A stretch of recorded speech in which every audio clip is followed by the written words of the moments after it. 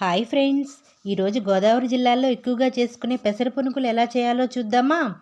వీటి కోసం పొట్టు పెసరపప్పు 1 గ్లాసు 2 గంటలు నానబెట్టి చాలా వరకు పొట్టు పోయే వరకు కడిగి నీళ్లు లేకుండా మిక్సీ జార్లోకి తీసుకొని మెత్తగా మిక్సీ చేయండి.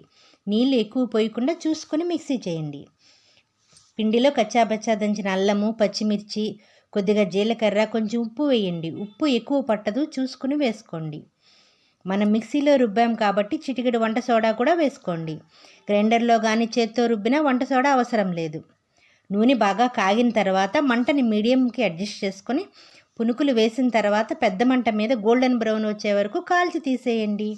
ఈ పునుకులతో కూర, పులుసు చేసుకోవచ్చు. నేను కూర కోసం చేశాను, మీరు స్నాక్స్ కోసం చేసుకునేట్లయితే కొంచెం పెద్ద సైజు వేసుకోండి. అంతే. నా వీడియో నచ్చితే లైక్ చేసి షేర్ చేయండి. నా ఛానల్ కొత్తగా ఎవరైనా చూస్తుంటే సబ్స్క్రైబ్ చేసుకోండి. Thank you.